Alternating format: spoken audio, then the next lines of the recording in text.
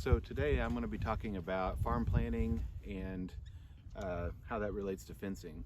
Today I'm out trying to repair some fence. So this stretch of fence right here that I'm working on today is one of the first pieces of fence that we put up to keep our goats in.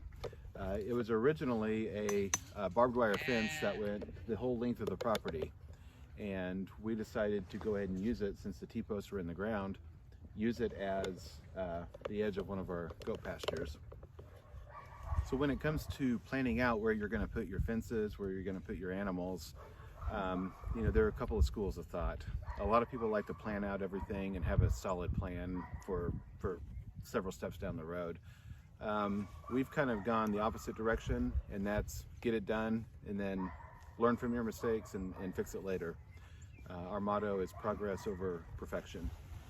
So what we did here is we had an old barbed wire fence that was tensioned all the way across. We cut it in a couple of places to make gates, to make paths, and then we layered it with field fence. One thing that we learned that we did wrong is we put the field fence on the outside of the T-post. Why we've learned that that's bad is when the goats lean on it, and they inevitably do, and all animals will lean on a fence, even if there's barbed wire in it, they're going to stretch it and push it out away from the post, and you don't have the post for support. All you've got is the T-post clips, and in our case a lot of zip ties that hold it in place, which it's still sturdy, but you see it's got a lot of bend to it, and it's got these big arches coming out. Field fence is made to bend, it's made to flex, and over time, in this case it's been about 3 years since we put this up, this field fence has gotten to the point where it looks kind of bad, and it's stretched enough that the goats can actually lift it up and get under it if they really want to. So what I'm doing today is just a little bit of repair on it. Eventually what we're going to have to do is take this all down and put fence on the inside. That way you've got a lot more support. You've got the whole T-post worth of surface area for the fence to push on, rather than just a few points along the way. But we're not quite to that point yet. So I'm going to get busy fixing this and tightening it up.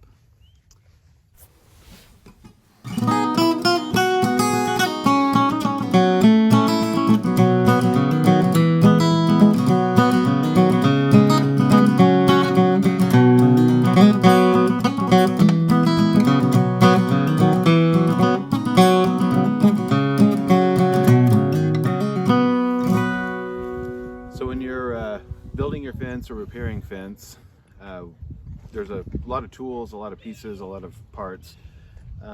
In addition to T-post, we go through a lot of zip ties. We buy them by the 1,000-piece bag at Amazon. They're about 20 bucks. And we've gone through, I don't know how many bags, but a lot of them. They're nice because they're semi-temporary, but they're also semi-permanent. If you get the ones that say they're rated for UV, they last a long time. The sun doesn't break them down. The first batch of them that we got were clear white ones, and after the first year, a lot of them were breaking down on us. The other thing that you'll want for a little bit sturdier push is this right here. These are T-post clips. If you buy T-post at a place like Tractor Supply or Orscheln's, generally for every T-post they'll give you 5 clips. I've bought a lot of these T-posts on used on Craigslist or off of Facebook from people who are pulling out fence and getting rid of them. It saves a lot of money because a brand new 6-foot T-post costs close to $4, whereas you can get them used for, I've got several for $1.50 to $2 each. But when you do that, you have to buy your own T-post clips. So I get them at Lowe's. A bag of 25 of them costs 88 cents, and they work just as good as the ones that they come with. And this section here was getting a little loose and needs to be tightened up. We've made this path a little too narrow, so instead of just fixing it in place, I'm going to scoot it in about 3 feet and redo it. That way we have more room when we're pulling a trailer or doing any other kind of pulling any kind of a larger vehicle than the Ranger. So I've already got a few of the T-posts pulled out, and I'm going to put new ones in and move the whole thing in.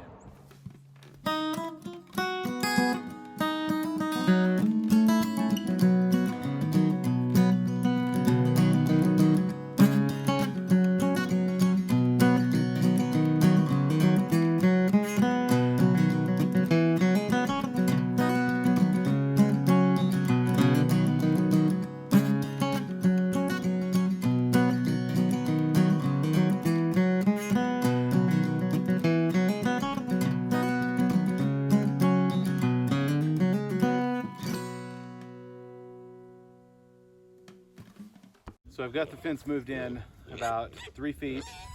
This gate used to be over here. I'm moving it here, so we're going to take this whole area that used to be part of a driveway or a drive path for our ranger and make it a little bit bigger by moving everything in.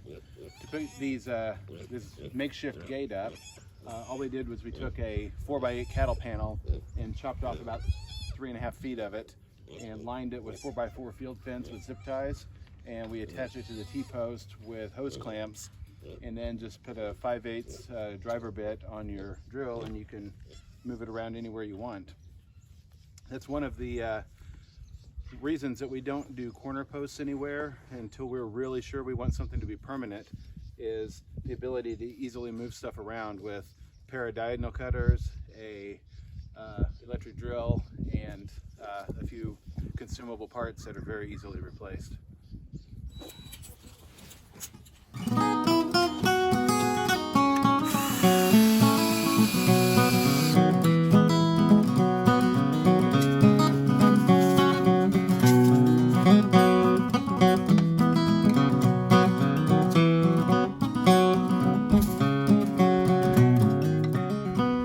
So when we first bought this property, this fence that you see right here was a barbed wire fence that ran the entire length of the property with the exception of one little gate about 200 yards that direction.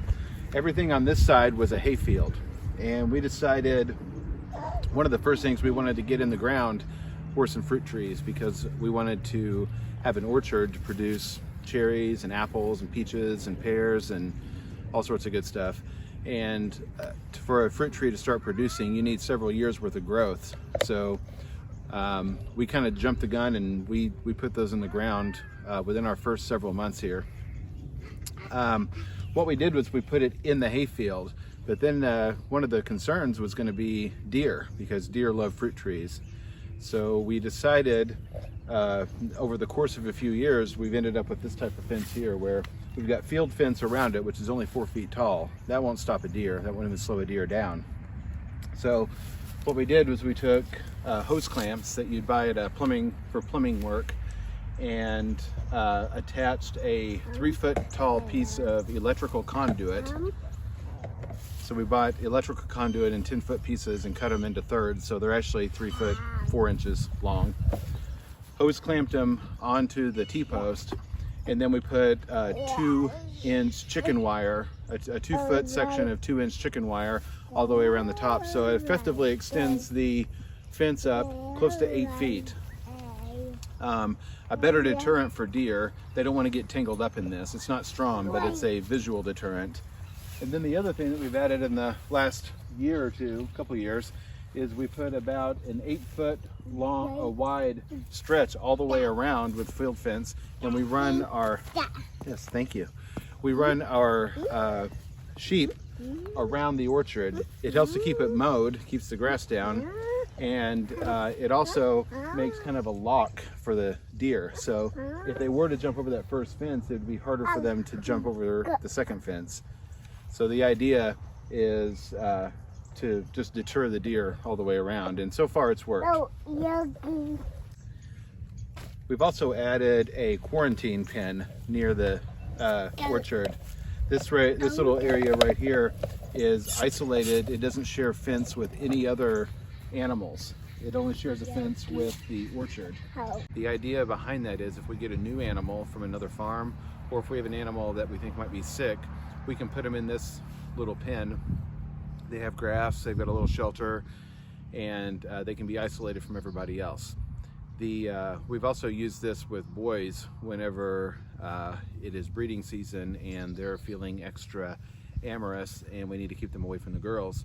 That's another reason we went ahead and just put the extension on the fence here, because at one point we did have a particular boy goat who could jump field fence if he felt like it. So this is just a nice little area. We don't use it all the time, but when we need it, it's handy to have.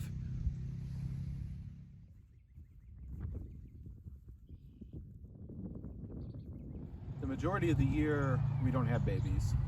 We try to have all of our babies in the spring, so we don't need to have all of our fields in the small fence. We really only use the fence that is the smaller hole size for about 6 weeks out of the year. The rest of the year, we take advantage of the fact that we have all these different pastures that are broken up for the purpose of parasite control and rotational grazing. It allows the grass to recover and us to keep parasites in check that naturally occur when you keep animals in the same place for too long at a time. So the original piece of fence that was along this property that we kind of built things off of was originally full of roses. Multiflora roses were rampant here. This little area where I'm standing right now, you couldn't have even walked in when we moved here. It was so thick.